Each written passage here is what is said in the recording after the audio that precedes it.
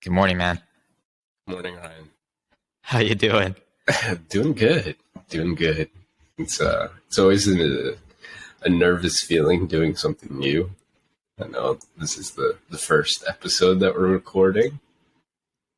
Yeah, I'm super excited because it's one, it's a good way. It's just another continuation of how we're building our relationship, continuing the conversation. And the feeling that I had this morning wasn't one of like fear. It was more of one of like truly excitement because it's putting ourselves out there in a way that is so vulnerable in a world where everything is so polished. I'm hoping that we can bring a dimension of rawness, um, because rawness means honesty to ourselves, and I think that's really important. Yeah, and that was actually a lot of what I was thinking about too. Uh, Before we hit record, we were talking about the beautiful insights you get when you're sitting on the toilet, when you're in the shower, and like excitement was the main word.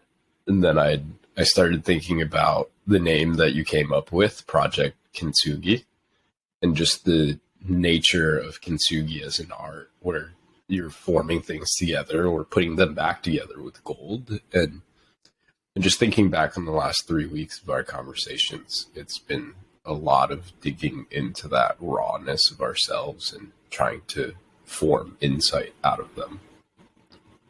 That's exciting. Yeah, you know, it is the last day of the year, and it's for a lot of people, it's pretty contemplative, and for us, it certainly has been. So, I think just thinking back on our journey, it is pretty.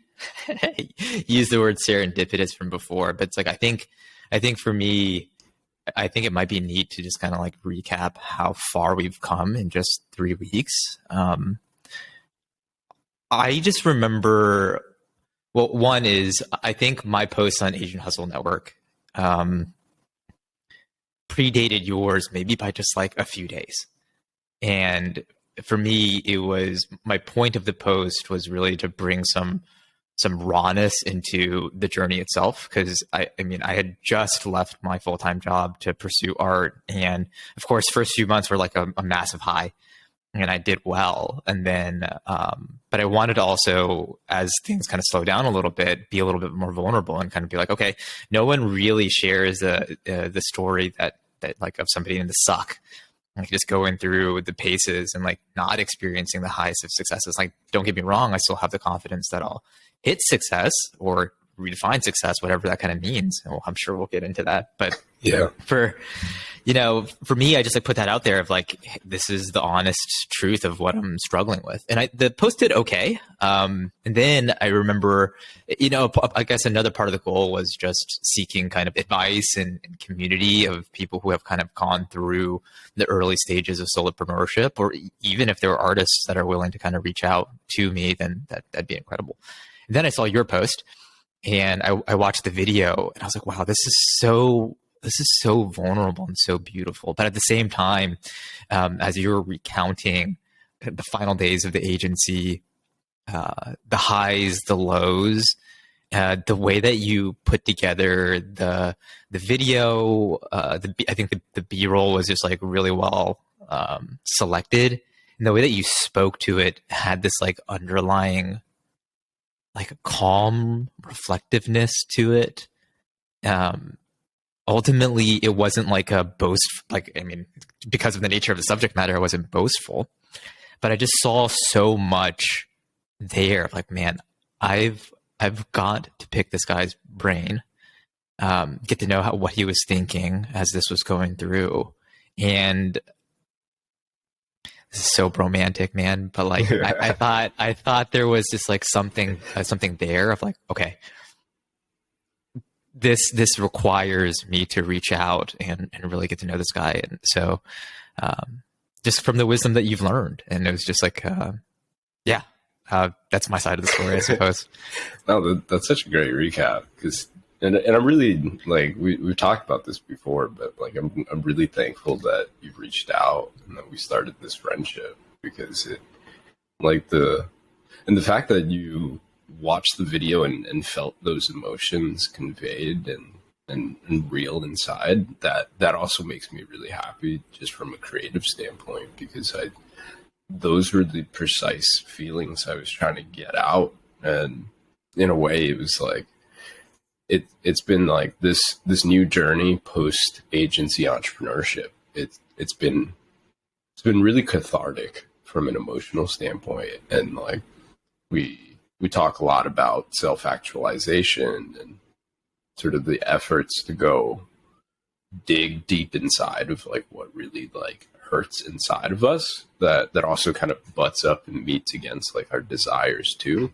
And that's really what I was trying to get out there. And I think the place that I was in when I had posted that video, it was very much trying to also find that community too. And I think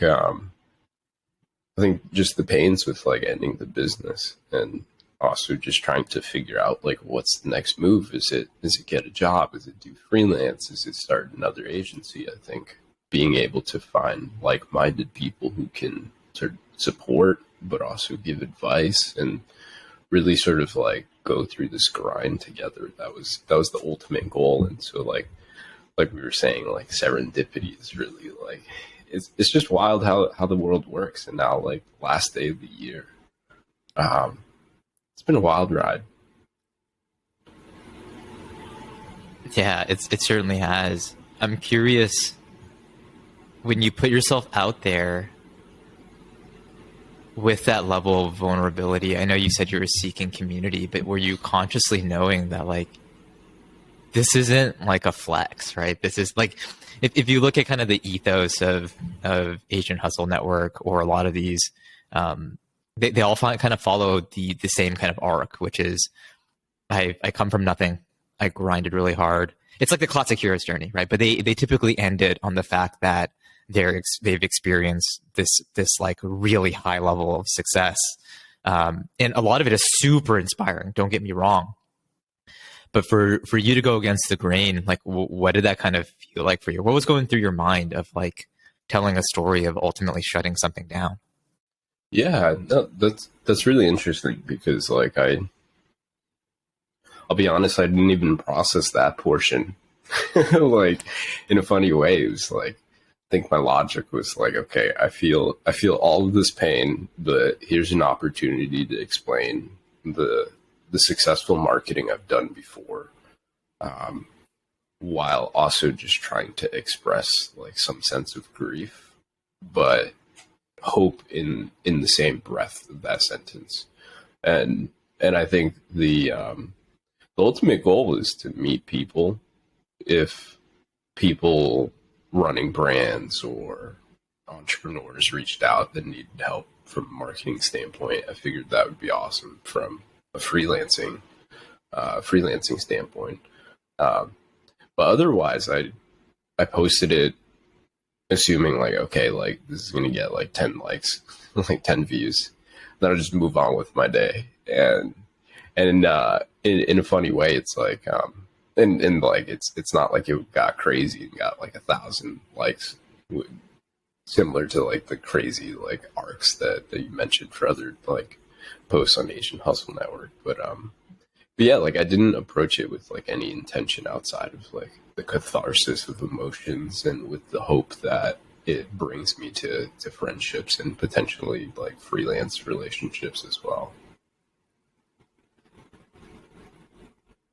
And I don't mean to like minimize, I guess, like the sort of like the inherent vulnerability in it. I think it's like it's a lot to unpack there, where it's like I do acknowledge the deep vulnerability in it, but at the same time, I think in the moment of like jumping off a cliff, like I don't know, like that's a really good question. Yeah, in a way, I think it's as 10 years ago. Oh, well, let's back. I don't even know when Brene Brown's like vulnerability TEDx came out. That I imagine it's more than five years ago at this point, because we know her name. She's famous. She's got books out. But I remember when, I don't even think I've told you the story before, actually. But when besides in high school, my second major bout of depression was in college. And it was my senior year. And I just remember just like barely being able to lift my head up. Yeah. Of just like, everything seemed so bleak and hopeless. And and again, it was like a lot of cognitive dissonance, right? Because I was in reality doing just fine, but the way I felt was very different. And then I had been doing some reflection as I was like, took my first full-time job at Deloitte. And then, was thinking about like, what's the kind of the solution to a lot of what I was feeling my senior year. It's like, I know, I made some insights, right? One is mental health is a major stigma. Being able to talk about it is not really welcome. Two is it's a complete maze. I tried to seek professional help, go to account, like I just got turned away. It's like, basically, it's like, unless you're suicidal at that point in time, they can't take you in, right? Nobody can talk to you. And so that was kind of a slap in the face. Another major insight that I made was the fact that you always feel like a burden. It's like, okay, who do I talk to this about? Like, if I talk to my friends about it, my parents, like, are they just going to freak out? Like, what are they going to really think? And long story short, I based off of all of those insights, again, like the solution isn't perfect, but we created an application called Project Sync. And it connect it with one goal, which is to make you feel like you're not going through the toughest times alone. And back then, when we were kind of shopping this around, developing the application, it was difficult. Like, this stuff was not mainstream. And this was only, how many years ago now? Wow. I mean, it's been like more than a handful of years. Yeah. I'm giving this long-winded question of just like, man, like being able to talk about your vulnerabilities and being like, and challenging kind of those have to be strong, sort of put on a good face, just be a man, has at least, it's died down quite a bit. And like being able to be vulnerable has come up. But I guess, what are your observations on this? Because I also see the dark side of these things, which is, it's like vulnerability, but it's almost like a humble brag. It's not like true vulnerability. Like, have you seen some of that? Yeah.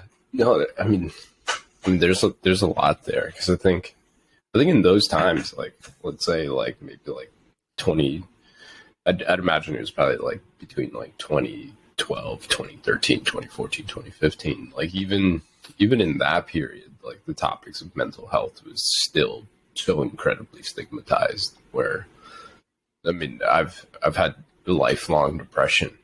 The first time I thought about suicide was literally as like a 4-year-old. That's Wow. I mean, that's some rough shit that we can unpack like later down the line. But like at the same time, it's like I think true vulnerability is like something that's tough to come by, because it's like, maybe it butts up against sort of the concept of like, if you're talking about it, like there is some strength that's derived from talking about it for the person who talks about it, but also for other people who listen to it. But I think the greater struggle is listening to it, where it's like that. It goes back to the burden aspect that we feel when we are in the depressed state, where it's like, I think the value of hearing those stories is truly most impactful if you're feeling the same. Yeah. And I mean, we can go into like talking about like algorithmic like curation on like social media feeds and all of that. But I think, yeah, like I think vulnerability has to come from a place of insight as well. And I'm sure there's a lot of people who are suffering who aren't open to talking about it. And I guess that makes me feel like, both in a sense of like compassion too, because I definitely understand those moments where, like you were saying, like you can't even like pick your head up. And so I can definitely empathize with those situations too. Um, yeah. That does make this pretty special, right? Because I think you're right. It's a vulnerability begets trust, especially if it's, I guess it's a basic.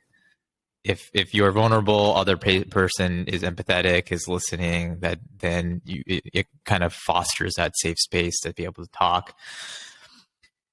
It's like a risk and a payoff that's so rewarding. And you're right, it's not everybody is, one, ready to be vulnerable, and then two, not everybody is ready to be empathetic to it.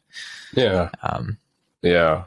Like one of the, like, I keep in my head, I keep going back to sort of like the time periods where like mental health was like far more stigmatized and less of a topic. And then as I run it back in my own head, like I'd say like the bulk of sort of life, like I don't think, like if I were to quantify it, I'd say 90% of my life has been not talking about mental health, and to an even greater degree, not even realizing that mental health is a concern.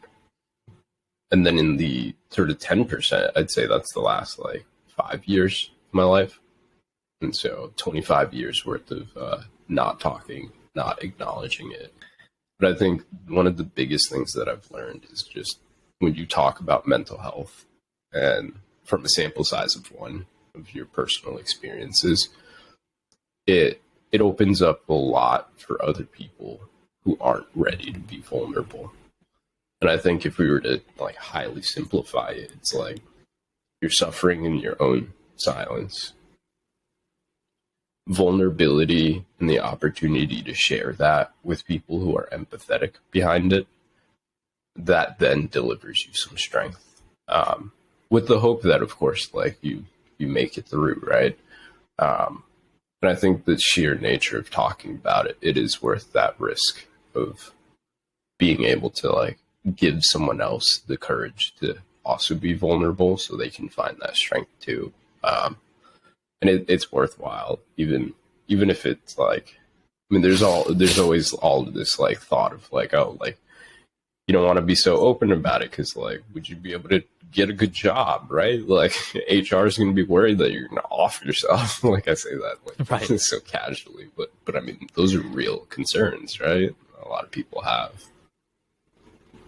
Yeah, and hopefully in the professional world, the acknowledgement that this is a real problem is much more accepted. This is certainly a different topic, but just like corporate America's advancements in what work means in terms of like not just mental health, right? Like from the politics angle of things too. It's like, what is the role of the corporation in a person's life? And it's like gotten to be quite large. To the point where, yes, let's say a company is about the profits and bring these things up, but it's like almost, and let's say mental health or taking care of one's mental health as a part of the package deal. But I think because work is so all encompassing to a lot of people, it becomes a person's life, you know? Mm-hmm. And so, you know, we in the past few days have been talking quite a bit about holistic health. And then this would be like, let's call it if occupational health is a dimension of it. It's like stacking way too many chips in this whole, and I guess that one single dimension, and then sacrificing everything else for it. Your mental health, your physical health, your marital, your social, everything for this occupational, or let's call it occupational plus financial health hybrid of categories. I'm certainly, you know, very guilty of that. When I was working in corporate America, certainly there were periods of time where it's like, man, I have to get this deliverable out or else it's going to make me look terrible in this one meeting, you know? And there was even a saying, not an official one, obviously, but the unofficial sayings are kind of a part of it. That's your culture, right? Of a workplace. It's like, you're only as good as your last meeting. And so with that level of pressure, it's like, if you're truly only as good as your last meeting, then every single meeting becomes do or die. right? And so the level of preparation that I would put myself through, and a part of me kind of liked it too, because it's like you have control over the situation, right? It's like, okay, all right, I'll sacrifice the rest of the stuff because my work is really important. I'm going to go in and crush this meeting. And of course, I'd be like, I don't know, hands are clammy and cold, like heart rate is probably super elevated, but you'd go in there, do well, and you get your pat on the back, and you might get your promotion or whatever it is. And it ultimately is a good learning experience, but sacrificing too much of you're not your work. It can at certain points of times define a lot of it, but I don't know. I at least in this part of my life, it's important to keep all of the aspects of who you are in check. Absolutely. Because I mean, think about how vicious of a cycle between dopamine and cortisol that is. Where it's like, okay, like cortisol fires just like max because like you need to derive that dopamine of crushing this meeting. And I imagine like you likely took many meetings on a daily basis, because I mean, that is corporate America. Like, that's a really, and it's funny because, well, it's not funny, like, but you could consider it funny in a very nihilistic sense, but like most people in corporate America are feeling that. They're living it, and it's no surprise that it becomes such a sort of pervasive like aspect of struggle for most people. Because like if we sort of zoom out from like a historical lens, like 21st century is a pretty fantastic place. Like we got all the answers on this thing called the internet. We have practically every resource imaginable. If you're living in a developed country, of course, and then yeah, like we don't have to hunt for food. We don't have to worry about sort of where our water is, but like, I guess like in terms of now, like let's shift the topics towards like towards the insight side of things. Like, sure, how, thinking back to sort of like this former place, like I think just given the conversations we've had about New Year's resolutions and these new journeys of our lives, like what was your sort of motivating push to make this transition over to like full-time art, or that's like defining full-time art? Yeah, full-time art.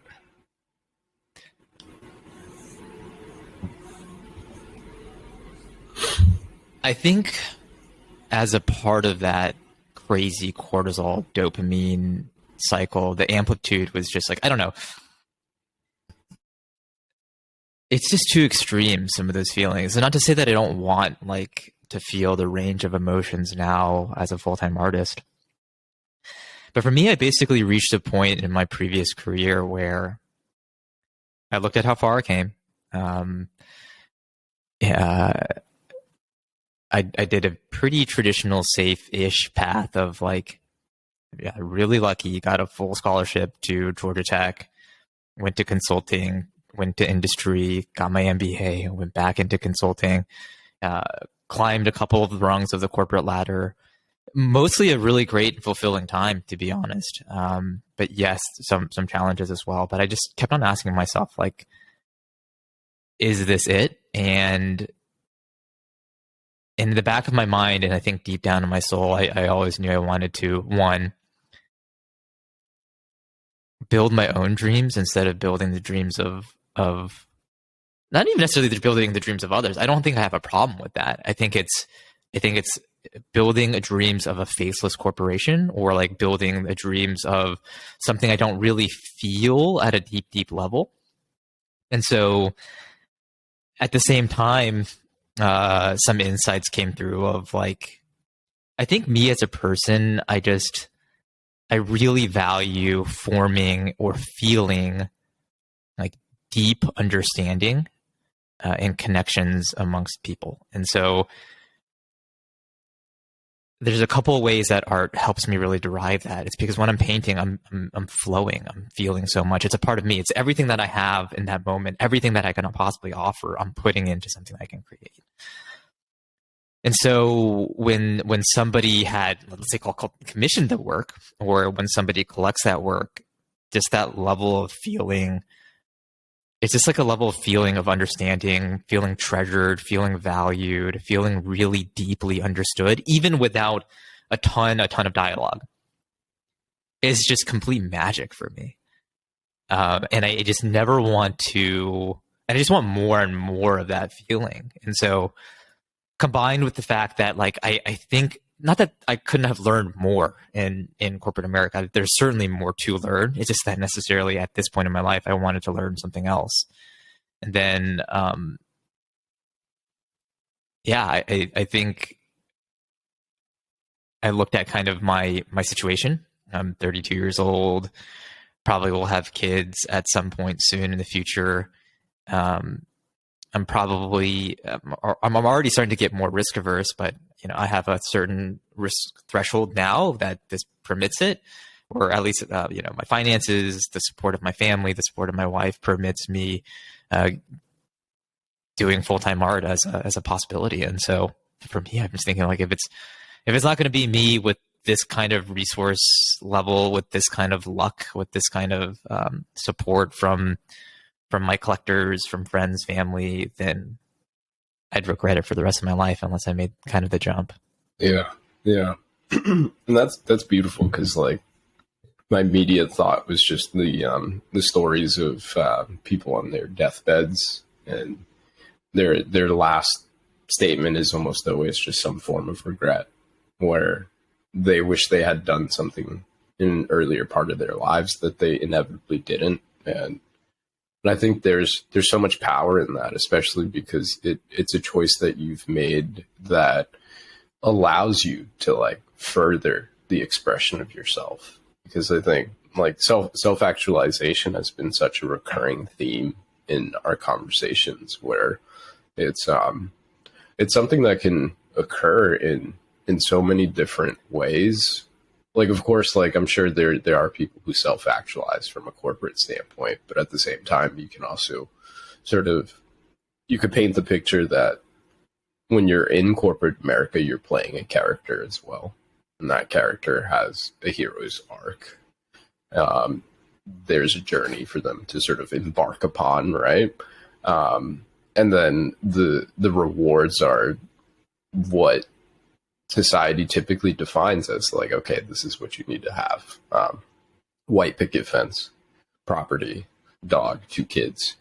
And it's like, there's a ton of value in that. Don't get me wrong. I think the pathway to get there is just really, really in the eye of the person themselves.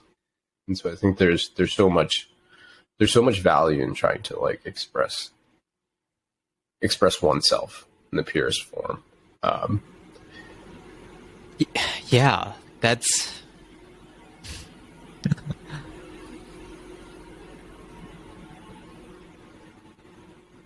oh man, it just brings back memories, I suppose, of like, you're right, you're almost playing a character. For me, Yeah. and I know I'm not alone in this, it's like, sure, there are people that are just like really really stoic, not in the stereotypical sense, but they're just like at ease with everything, right? Like they can actually do it and they don't have to play a character, or like they don't care. They seem to be at a more enlightened state than I was. Let's just put it that way. Right? Because for me, like every single like criticism on my work, especially if I put a lot of effort, was like a personal affront. I know that's on me, right? That's not necessarily a problem with corporate America, but I know I'm not alone. And so I think I had to like develop a sense of detachment of what you're saying. Like you're playing a character at work. And sometimes that would actually give you a lot of strength, like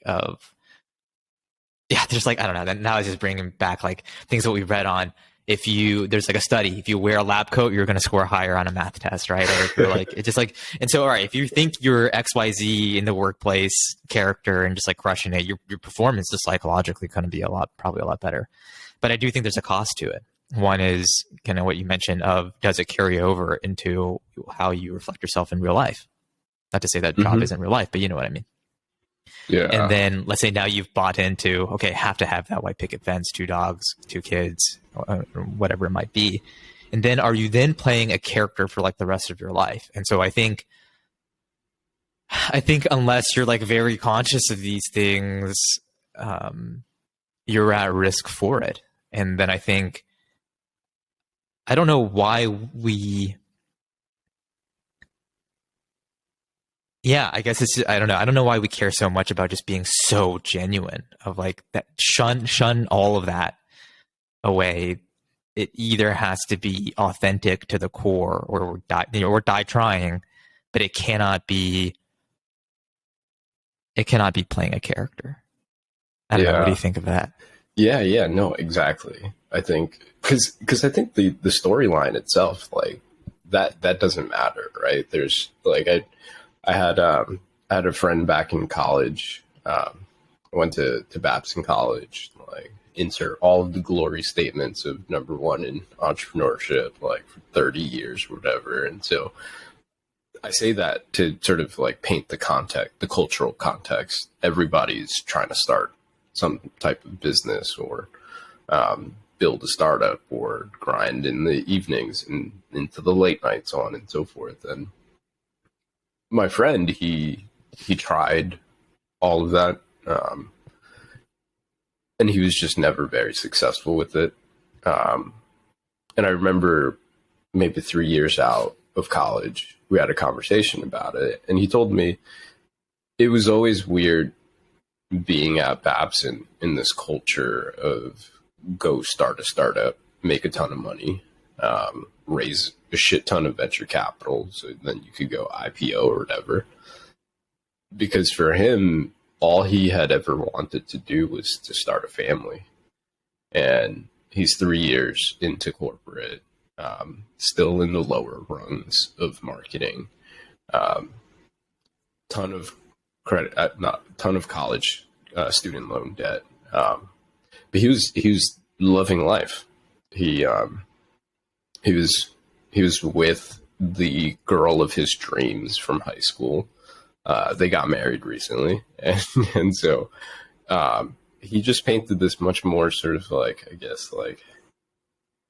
guess what I'm trying to say is that, like, I think the journey itself, whether it's in corporate, whether it's in your own expression, solopreneurship, or creativity, I think it does track back to the authentic expression of oneself, where that is the deepest value. Because like, it's what other sort of purpose do we have with life, right? With consciousness, aside for trying our best to listen to what our mind and our bodies are telling us that we need.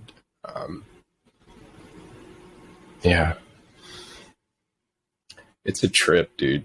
I just feel good in the sense that, like, to come to a place where, like, you can at least, like, set a flag, like, put a flag in the sand and say, like, okay, this is what I feel when I execute something that expresses me, and then to continue doing it.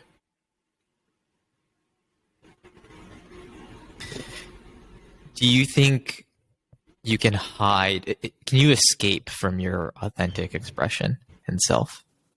Absolutely. Yeah. I for sure.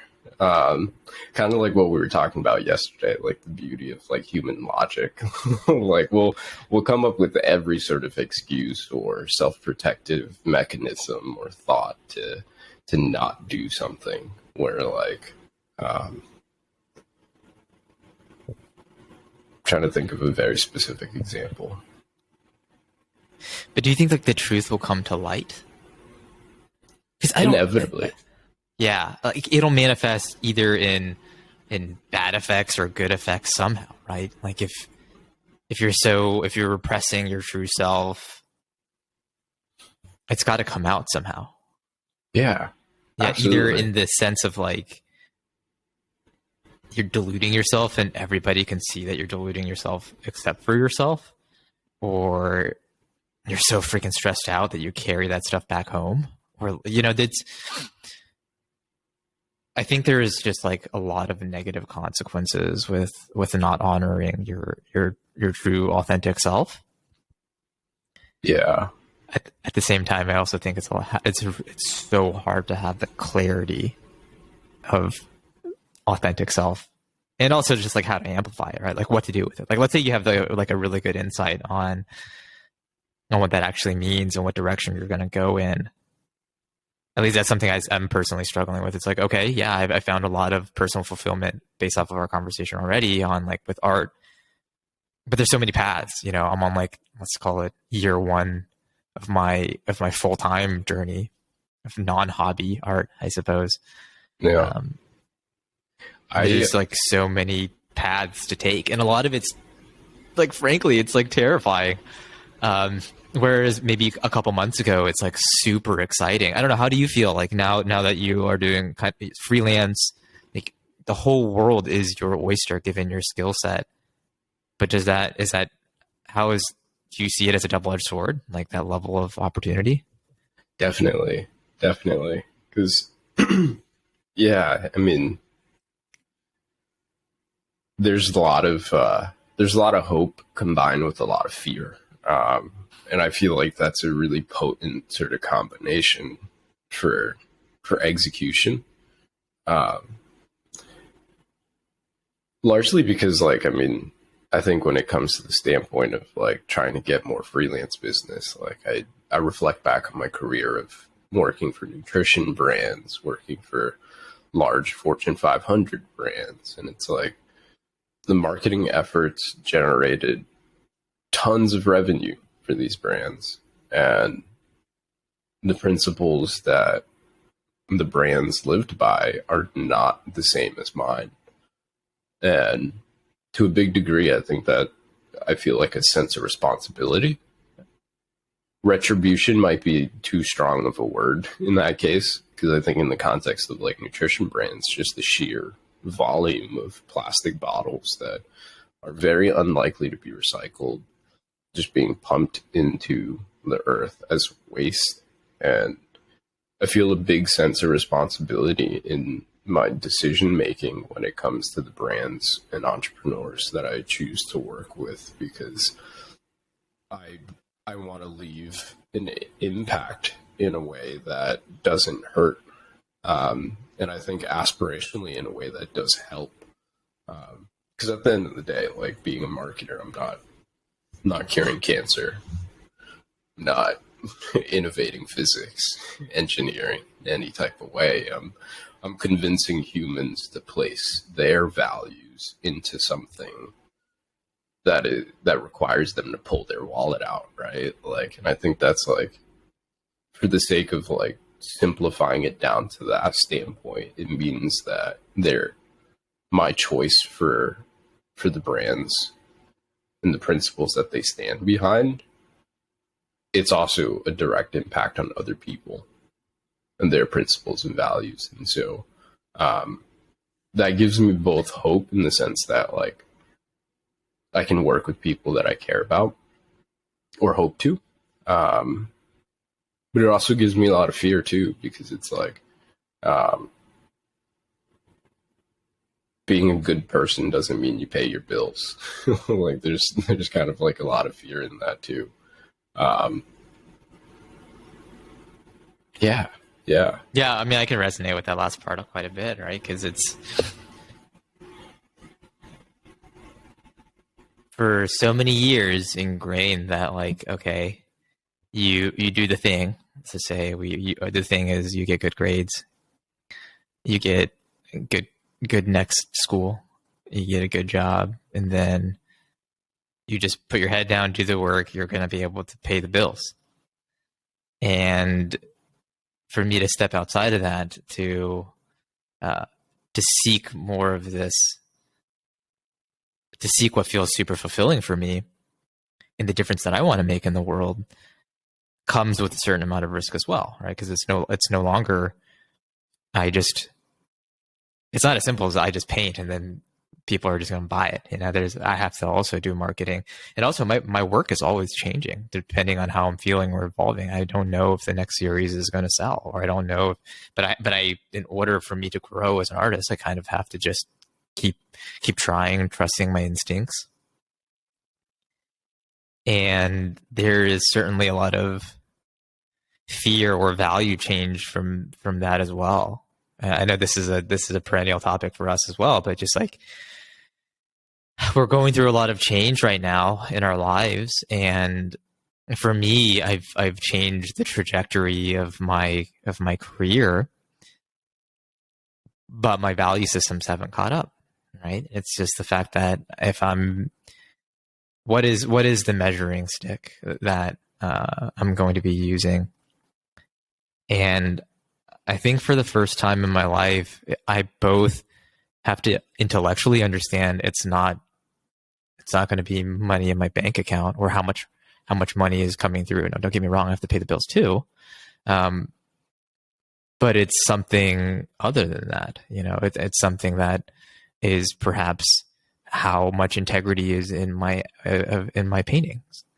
How many deep connections am I able to build? It just can't be dollars and cents anymore. And I think just the overemphasis on that over the past decade is very difficult to change. And I can feel it in my bones. It's just like, man, I can't. What do you mean I can't just go buy whatever the hell I want? Like that used to be the reality of things, and I recognize that's like a supreme luxury. Like I just don't have to really think that much about finances. It's just all taken care of all the time. And not to mention, like, my relationship with money growing up wasn't great either. So I'm like, both knowing that I have enough income back in the day. Actually, I'm doing fine now too, of just like being able to buy whatever I want, but also at the same time feeling quite stingy about different things. It's just weird. The whole value system around money has just been pretty messed up. Yeah. I mean, that's such an interesting sort of state to be in, because like as you're transitioning between like phases within your life, like there's definitely like this growth shock where your values are trying to catch up to sort of the nature of like your environment and daily actions now. Because and I think it's good that like we're reflective of the value changes in that process, because I think it inherently requires us to like really look back to those different phases from childhood to educational years to the corporate career years, because so much of how we view ourselves, how we think about our decisions and our actions, and then also how we feel about the choices. So much of that comes from the mechanisms we learned in childhood as a way to live within life, right? Like this is the right way, this is the wrong way, and this is the okay way. And like so much of that is imprinted from our upbringing, that it's no surprise that it's such a shock, especially when we get to these years where it's the most energy we'll have, right? It's the best physical form in theory that we'll have. And that's not to say that things will decline after like 40 or whatever, but let's talk about sort of those periods, like, cause I think there's a lot to like unpack in there. Like I've been thinking a lot about childhood trauma and just studying a couple of books, but also a lot of journaling and reflecting. Cause I think to a big degree, like our goal is to like pull these insights out from that place of vulnerability for ourselves. And I think encouraging listeners to do the same is really important. Yeah. Maybe we can start with, this might sound like a bit of a detour, but let's get back there. 3 weeks ago, my level of clarity on all of these things was, let's just call it, pretty non-existent. All I know are my symptoms. Distracted. I feel like even when like art sales are going great, it's like, what am I actually doing with my time, my day? Some of the things that I'm trying aren't working out. My fear for like, oh shoot, I'm not going to make as much money as I did back in my consulting days, post 10 years of experience and MBA, and just ridiculous thoughts. So very little amounts of clarity. Fast forward to today, and now we're kind of talking about changing value systems, digging deep into our childhood experiences, because that's our first culture, right? That's our first incentive structure. That's our first, here's how you need to act. You do something, your parents give you some kind of result, or a lack of result is also, or lack of a reaction is also a reaction, right? Yeah. And so the fact that we're even able to talk about that piece today, how much clarity do you think we have in this moment if when we started talking, I was probably at like from a 0-10 skill, probably like I'll give myself like a 2 or 3, maybe a 3, because at least I had the insight of like, I need help, like I need to talk to people. And like, if I was at a 0, that'd be like, we would never have this conversation, right? Because I'm just like absolutely gone. Yeah, we're lost. Yeah. Where do you think we're at? Yeah. My gut is saying a 3. Like still. So still not very far. Yeah. No. I don't like, maybe like a 3.75, you know what I mean? Like, cause like I was saying before, like definitely the first 25 years worth of life was just like mental health. What is that? Like, pull out the dictionary, because all that I feel is everything that I feel. Yeah, I'd definitely say like a 4 for sure, because I think the first major step is just the insight that we need to dig back to those periods, because like I'd say when I reflect back on my upbringing, like a lot of it was that lack of response. The incentive structure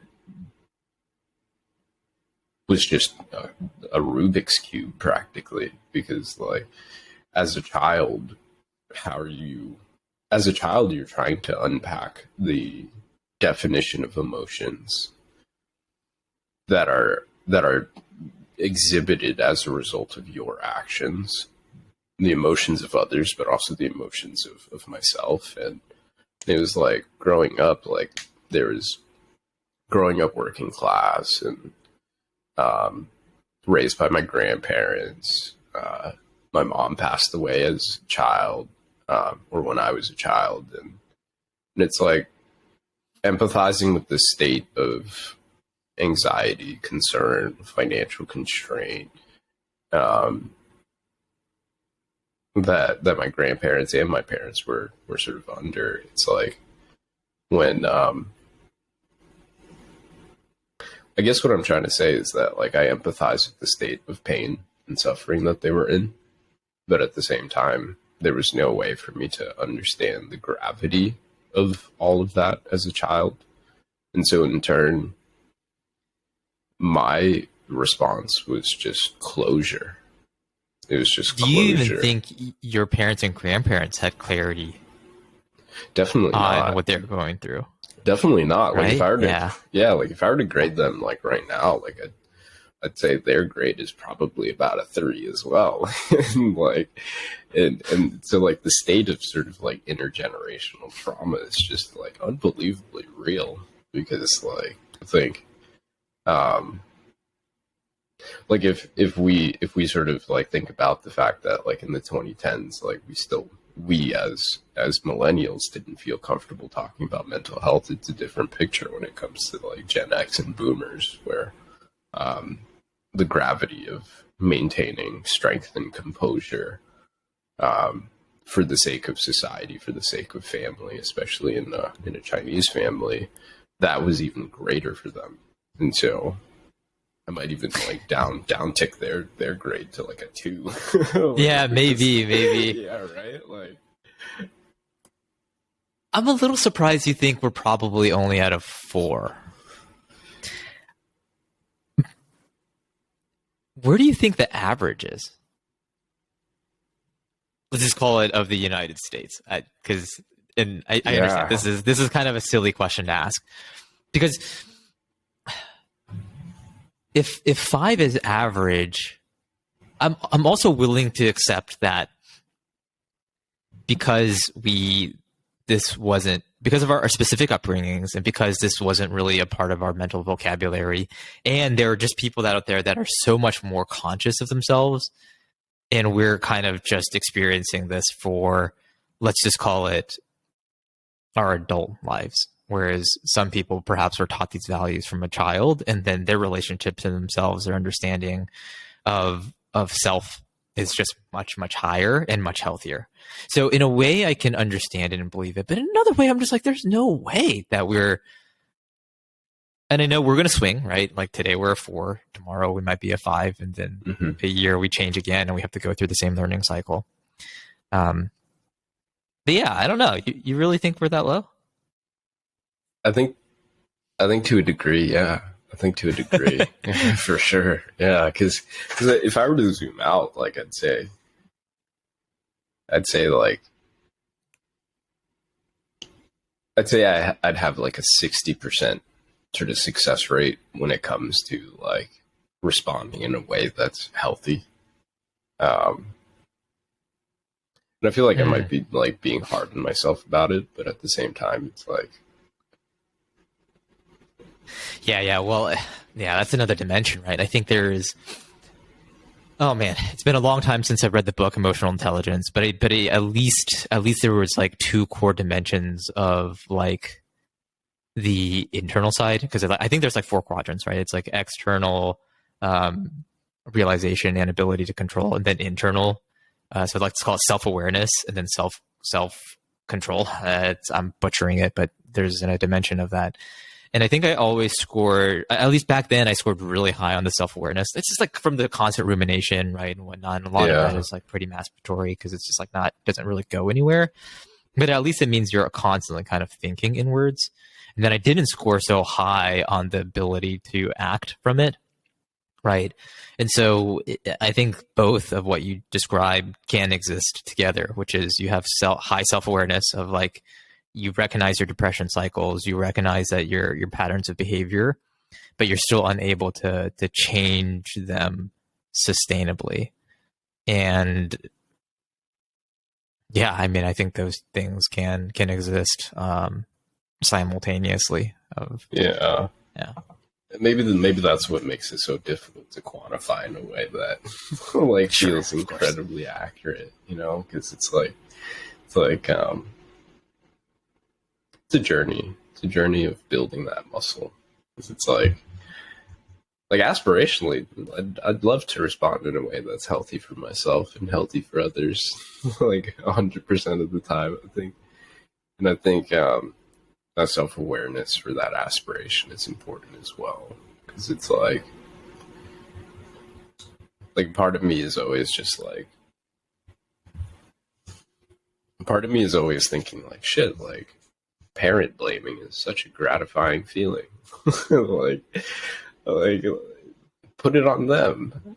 Why is it on me? Why is it my responsibility to break the cycle of intergenerational trauma? But then like kind of going back to the premise that like our generation, just given our accessibility to knowledge as well as globalized communities, the ability to talk about this is very much something that's unique to our time right now, regardless of age, right? Like I think it's wonderful if like I get so many like random TikTok creators on my feed who are maybe like I'd say probably in their 50s or so, and it's very unique. I think the most unique one was this incredibly Irish man in his like mid 50s, wearing a kilt and everything. He's walking out of like a really small like Irish barn. Like, just imagine like Lord of the Rings. But and he's just saying the most compassionate message of supporting yourself through a deep understanding of your painful emotions. And just the thickest Irish accent, and like he looks like sort of like the type of character who would get into a pub fight, and it's like, okay, like that's fantastic. Like it makes me feel a lot better to be able to sort of see like the impact of like being able to talk about this stuff across the time and across the generations. But like, I don't even know where I'm trying to go with this statement, because it's like I feel so much pain whenever like my family just fails to sort of like deliver that unconditional love that was so necessary, especially in childhood. Obviously now as an adult, it's like we need to self-regulate. We have a responsibility to ourselves and our futures and our partners to self-regulate. But at the same time, there's just still so much pain in the sense that like we didn't get the attachment we needed as children, and it's created so much challenge for us now. Yeah.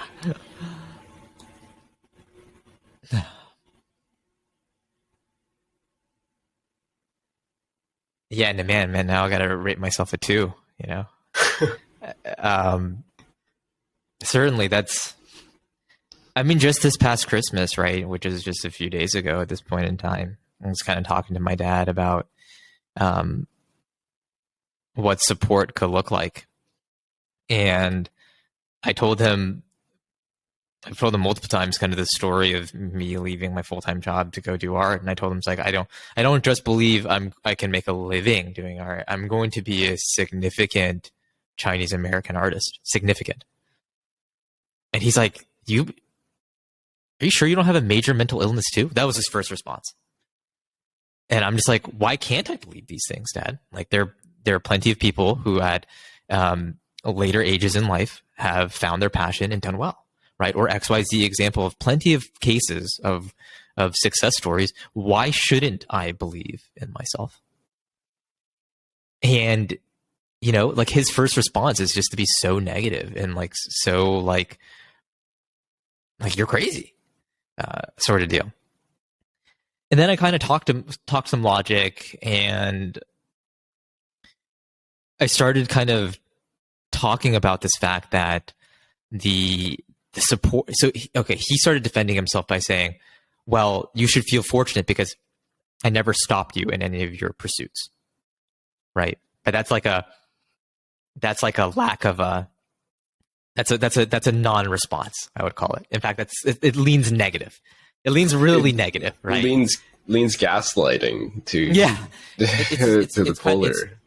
Right. It's not positive whatsoever, right? Because I think then my thought was like, shit, if I had a parent or set of parents who were like quite supportive of what I was doing, right? Of like I don't even know what it sounds like. What does a healthy parent sounds like? Maybe it sounds like, go try it out. And then oh my goodness, we see some success and we love you for it. But even if it doesn't, we believe that you'll be able to do it, or whatever thing. But those words don't ever come out, right? And yeah, it's painful. It is painful because it does then set up an idea of it feels conditional. But I will say,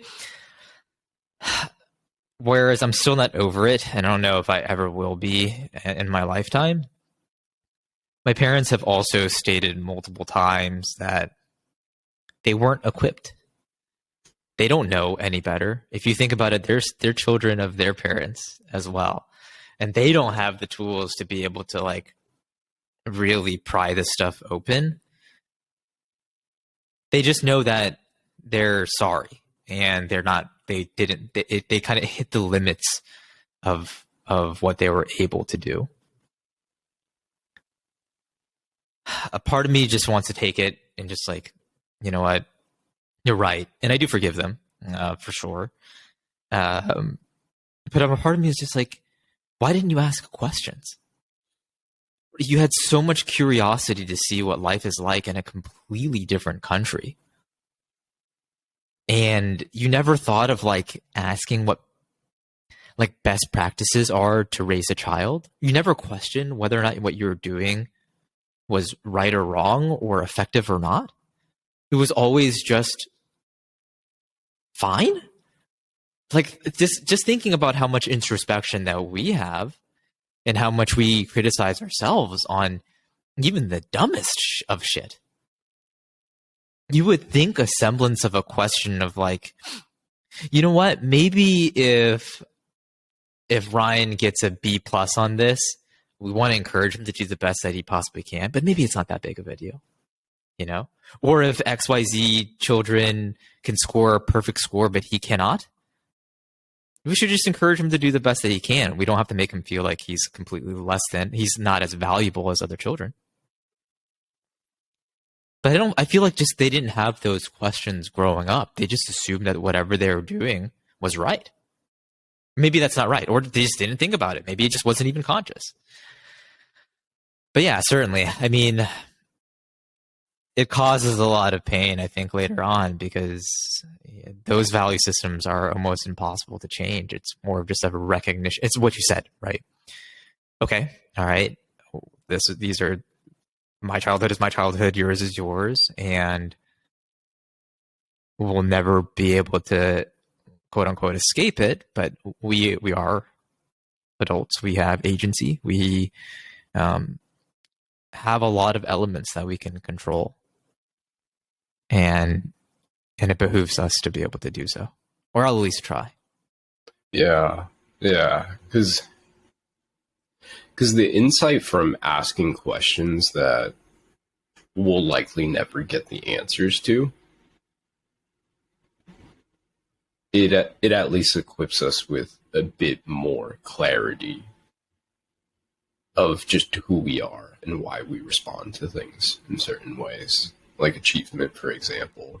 That never-ending sort of like bar of conditionality to like get some type of love, you know, like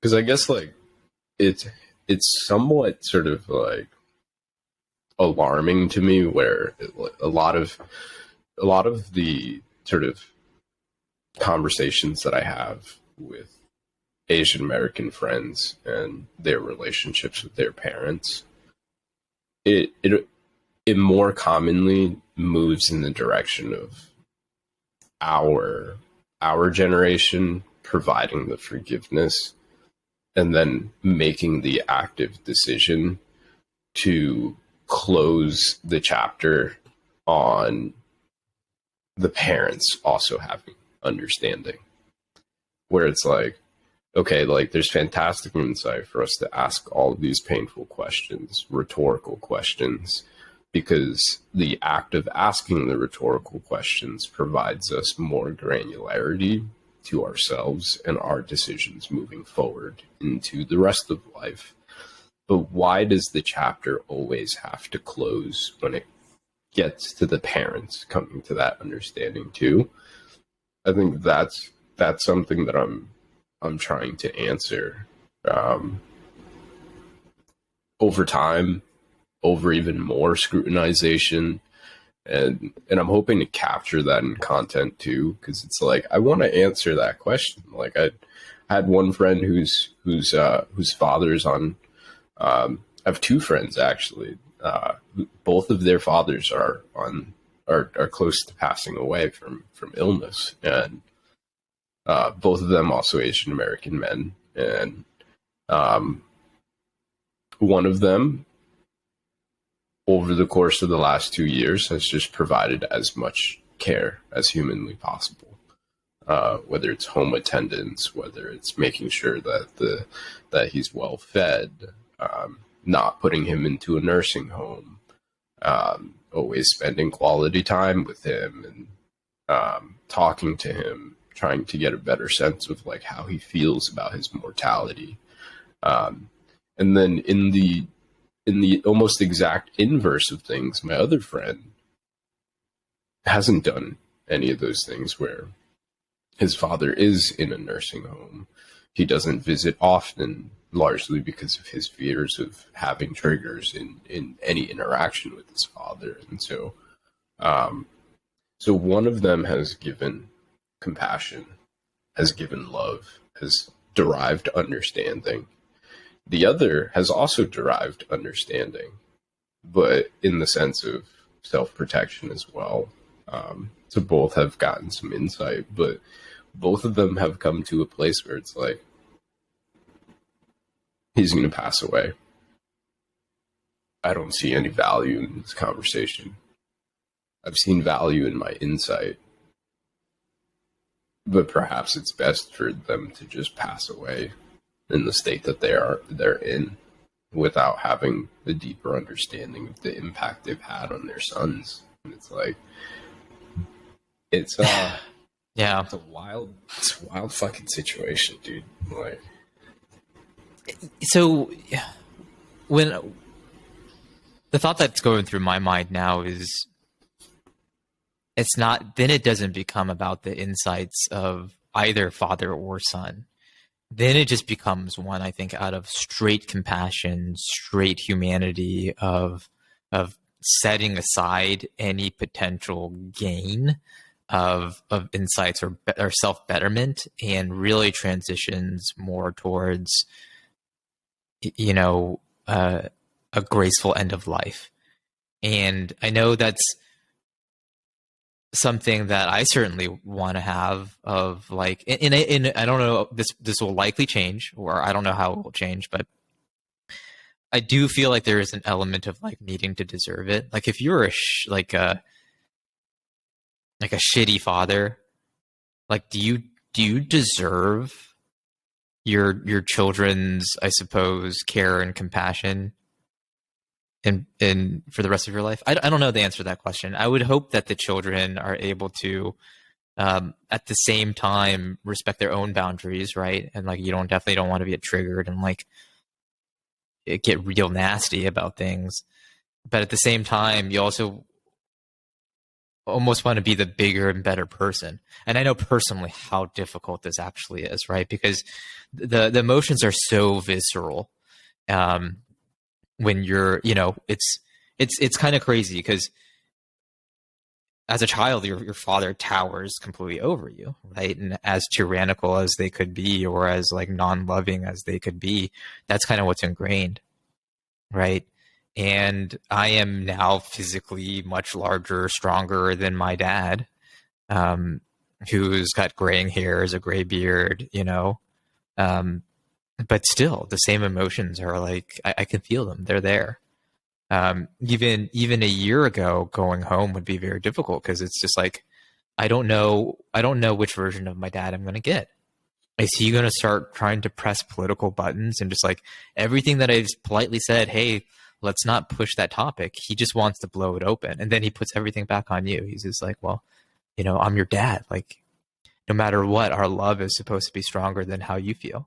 Basically saying like, whatever I want really goes. Like, I don't care how you view yourself or whatever your personal boundaries are. Like, you just need to accept whatever I'm saying.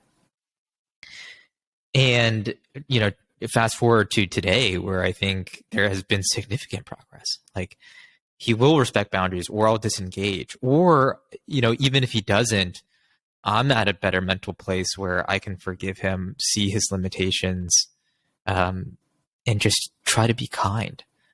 And it's been so hard to get to this state. But I realized recently, as my parents kind of needed more my help, or my dad would seek me for my counsel, it must be so hard for him to do that. That means he's hit some kind of bottom in which he needs to ask me for things. And in a way, it has brought us closer together. It has brought us closer together. And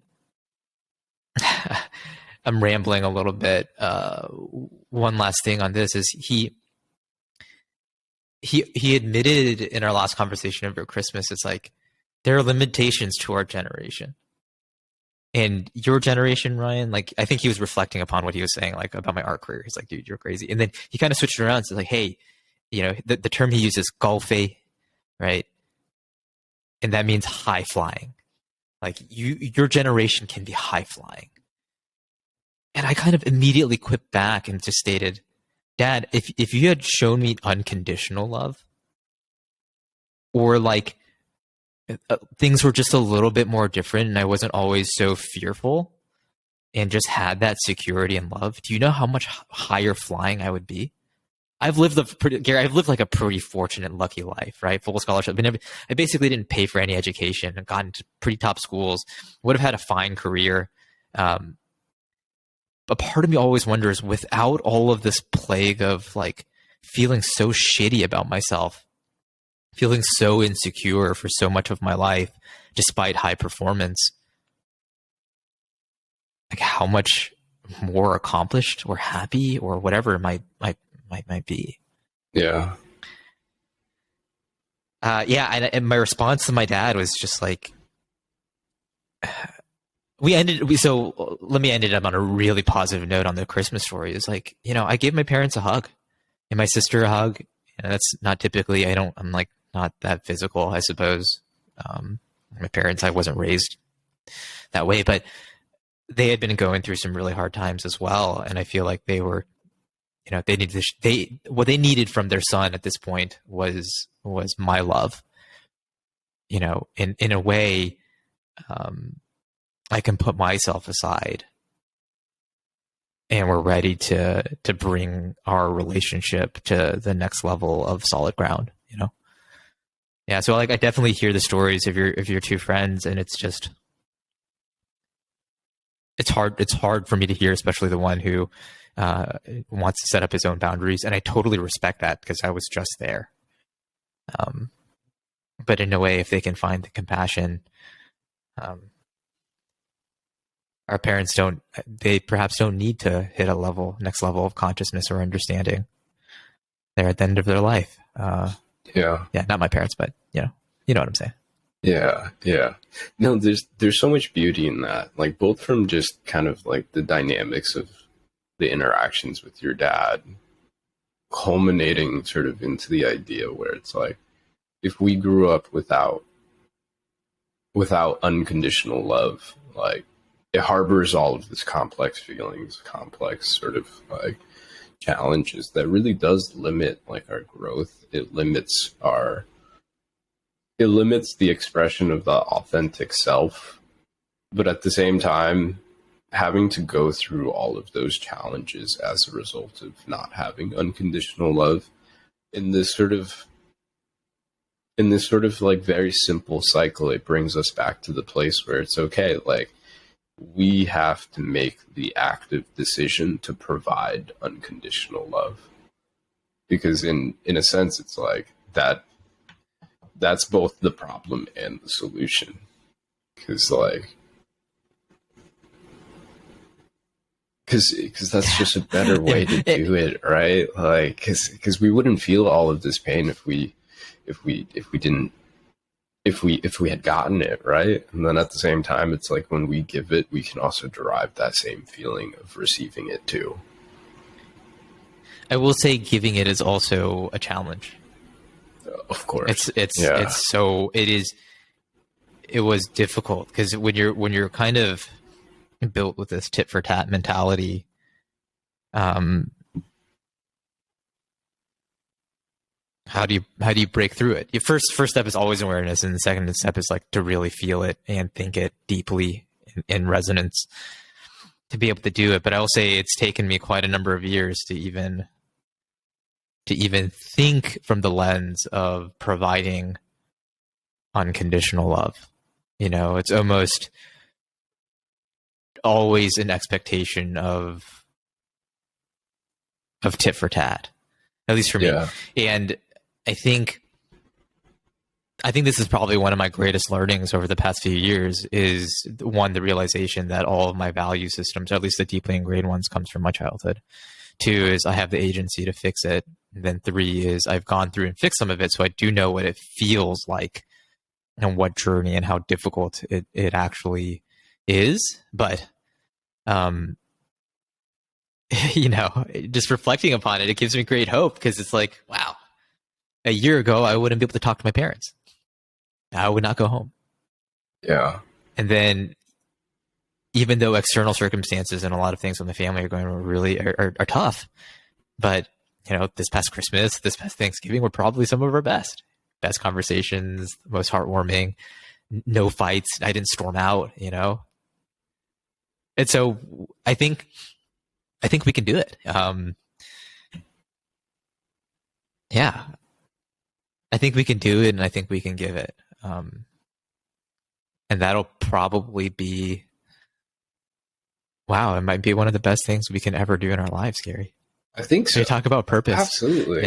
Yeah, absolutely. It's like I'm at the place where like I'm definitely talking to my parents a lot more in the last year than prior. And like my sort of like cognitive behavioral sort of heuristic before I ever spend time with like my family is like listen deeply, pause and breathe when I need to. And then thirdly, don't react, respond. And I think there's a big difference between reacting and responding, because in the past, reaction is indicative of that imprint from childhood. And then responding is the choice to convey the compassion, and responding is far harder than reacting.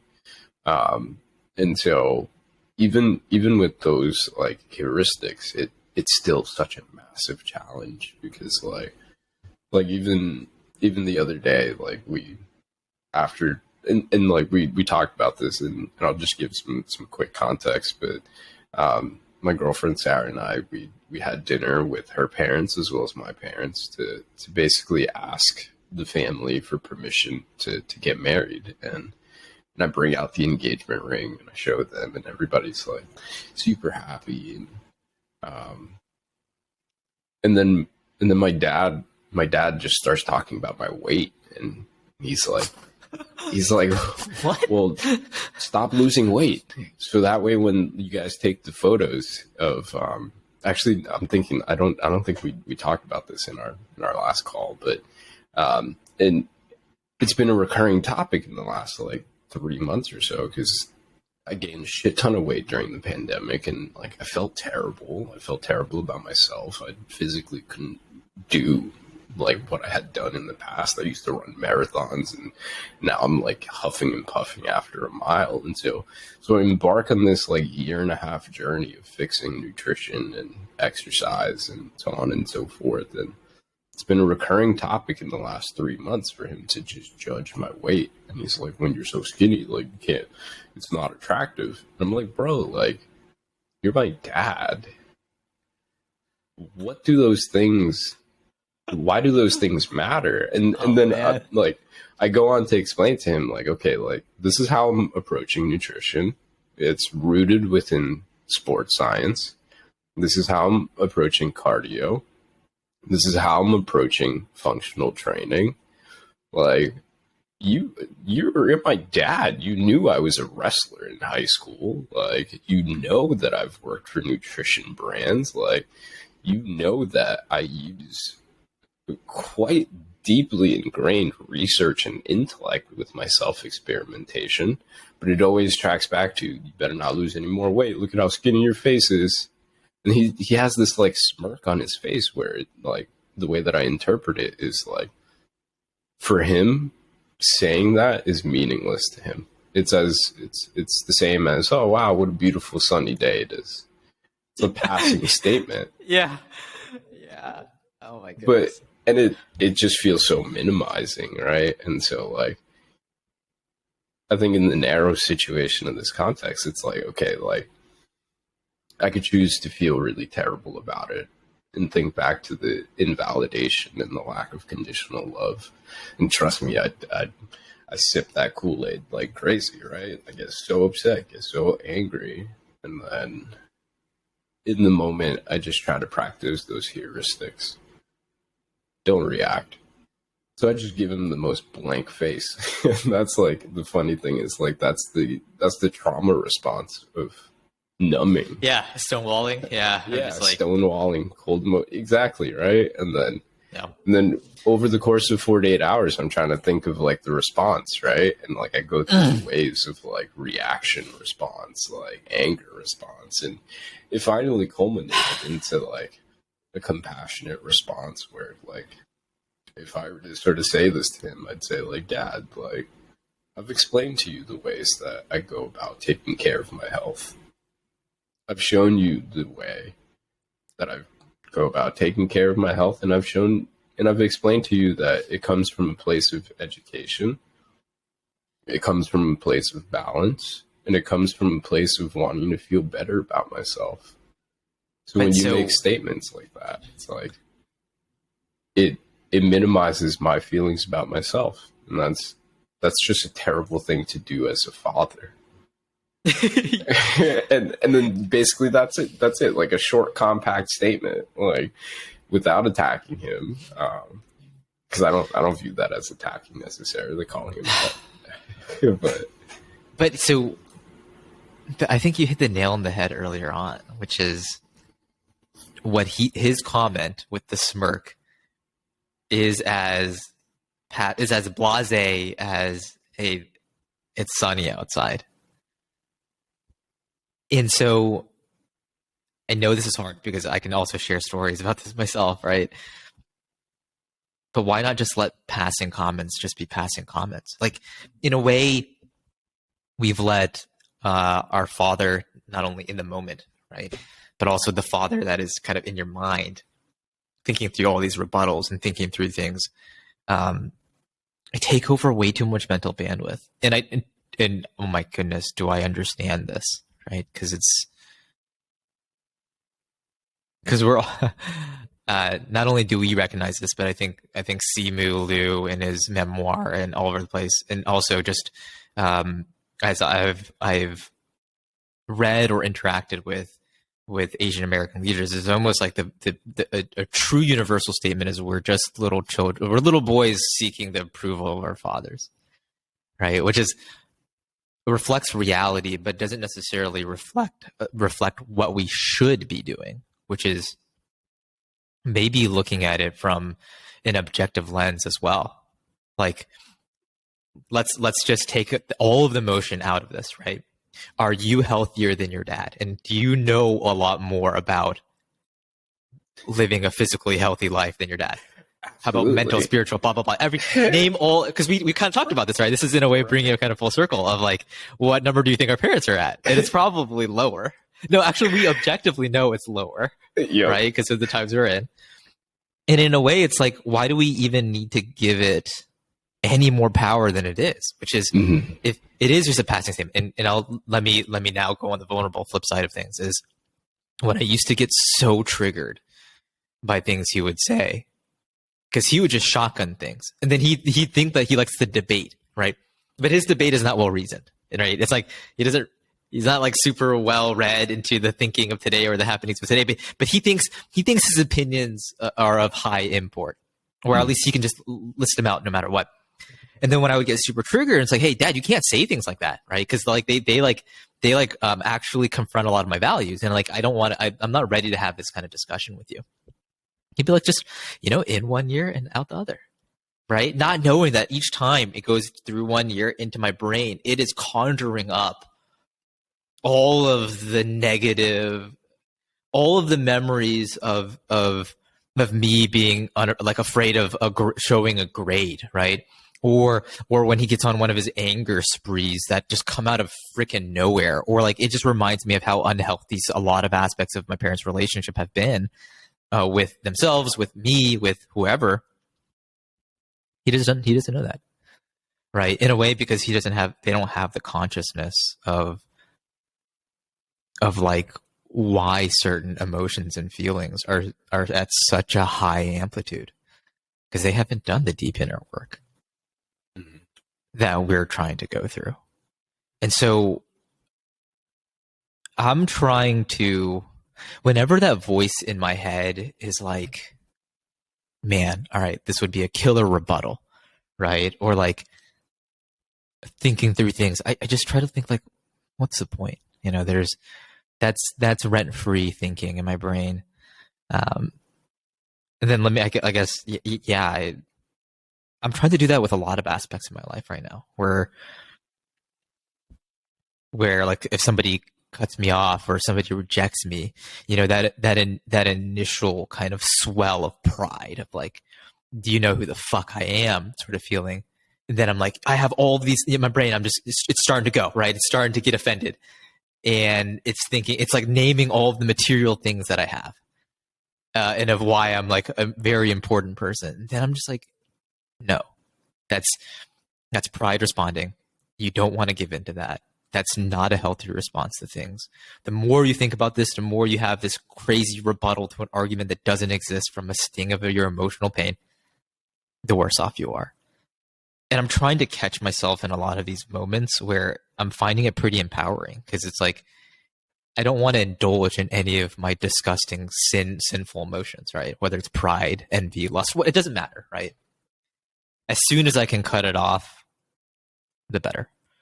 And then switch immediately to your point, right? Your words were reaction versus response. Yeah, exactly. It's like, I can't control how I feel. I may not be able to control how I react, but if I do choose to step back, process, I know my response is going to be a lot more powerful, or at least more measured. Powerful either for myself, whoever I'm trying to influence, or just to be at peace. Yeah. Yeah.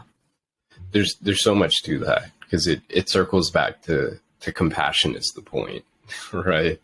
Because it's like, you're spot on. Like, it's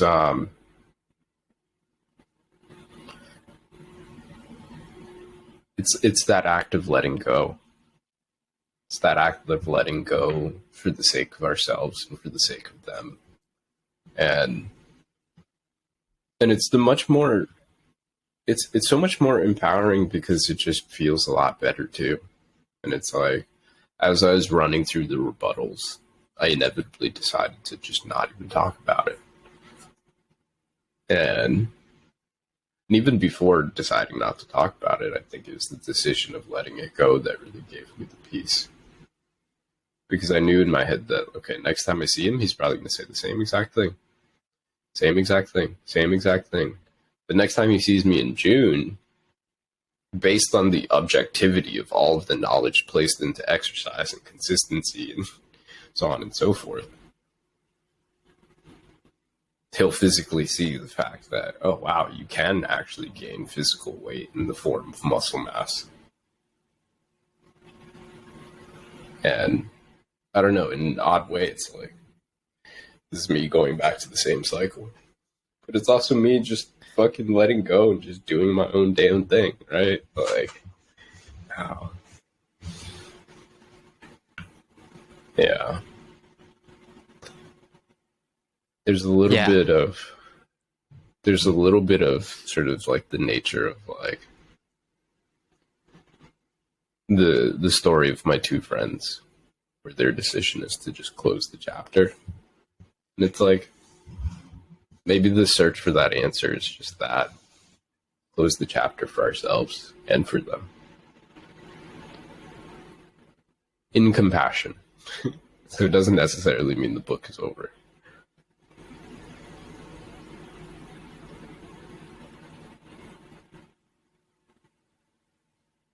In a way, I think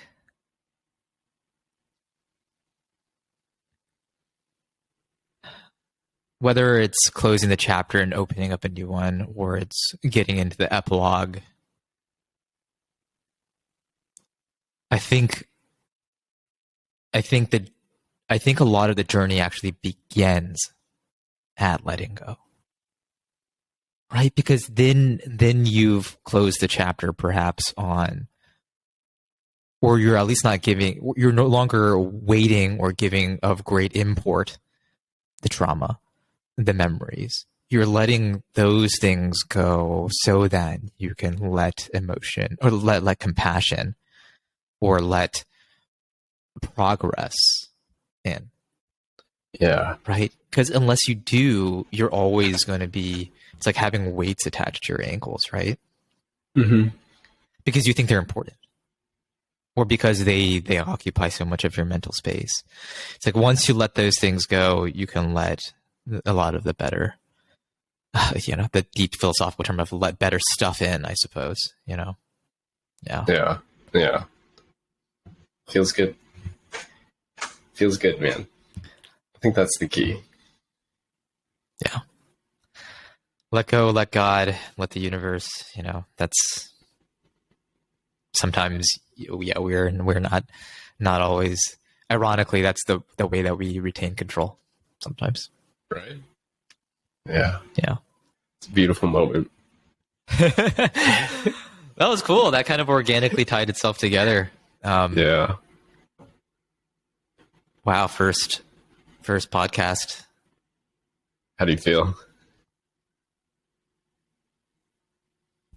I feel really good, actually. I think I'm going to feel quite tired after this because my brain was definitely going.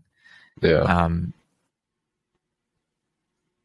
But in a good way. It just like if you were to write a story on how one wants to end one's year, like how many people actually spend a good amount of time to write down so much reflection and like actually put in the time and work? I don't know. That's why I feel like we should be rated higher. But again, maybe a lot of people do this and do this at a way higher level than us. No, maybe a part of it is just like the fact that we do have that insight that there's so much more. There's so much more to go, right? Because like I think out of all of this, like the biggest thing that I can take away from the last 3 weeks is that the journey is the purpose. Yeah. And all of the cycles of just going through the ups, going through the downs, but like just truly being there with ourselves, with support from one another for the ups as well as for the downs. That is the insight in and of itself. But definitely, like the number will change. And when? I don't think it matters. I don't think it matters when it changes. I think it's more so just the act for us to just continue on this journey, no matter the pains, no matter the gains, because it's a worthwhile way to live. I love it. That's perhaps the best place we can probably end the recording. Friends, until next time. Yeah. Feel good about yourselves. Got this. We all got this. And you're not alone. Cool. All right. I'm going to stop the recording and then we can debrief. Yeah. I think all I got to do is hit stop here and it's going to be good.